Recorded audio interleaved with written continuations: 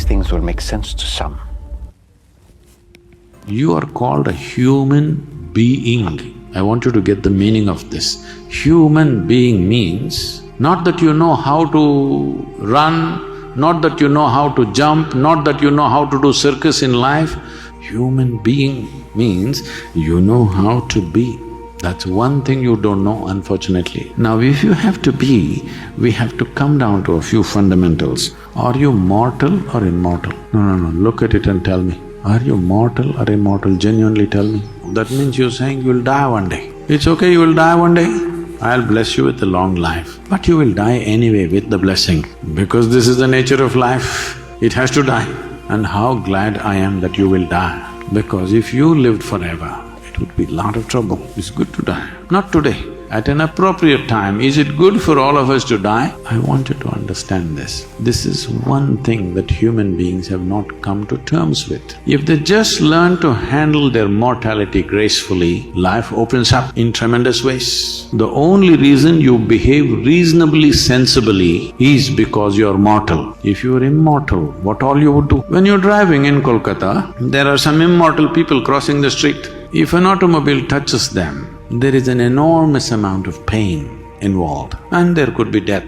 In spite of that, many people are going about the way they're going. Just imagine if you made that person immortal, the level of atrocity that would happen in this world. So the only reason why a lot of people are behaving reasonably sensibly is because of mortality. Have you seen some friend, or maybe it's just you, going on totally wantonly? Suddenly your doctor told you, it looks like your kidney or your heart going down. If you don't correct this, maybe in 6 months you will die. Suddenly did you see how disciplined they became? They got up in the morning, did their yoga, ate right, did everything right, entire life transformed, simply because they were reminded of mortality. I must tell you, this happened many years ago. I'm in Bangalore city. I like to go to vegetable markets. I see a vegetable shandy going on, a weekly shandy. I will stop and I will walk through, I will bargain everything from chicken to eggs to vegetables to that crazy root which will make you invisible. I just like to interact. But anyway, I'm not going to buy vegetables or chicken. I bargain with all of them, then give them some money and go away. Because for the time that I took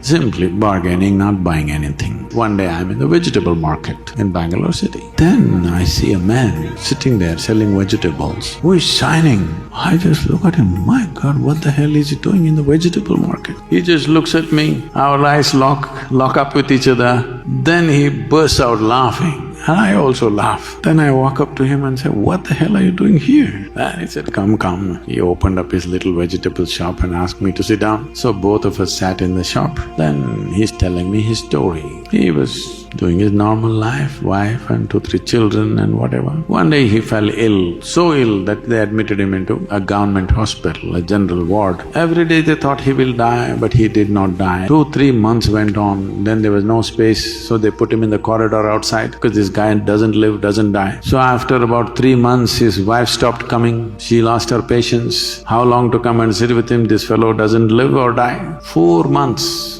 or little more than 4 months, he was lying down there in the hospital corridor. Somebody was throwing some scraps at him and he did not know. Every day he thought he will die today, but he would recover the next day morning. Again he thinks he will die. It went on like this. After 4 months, slowly he recovered. But in the meantime, something fantastic happened to him. Everything just blew. Every day he thought today is the last day. And then he opened up, shining, blissful human being. Again back to vegetable selling, wife gone, children gone, everything gone, above all he is gone.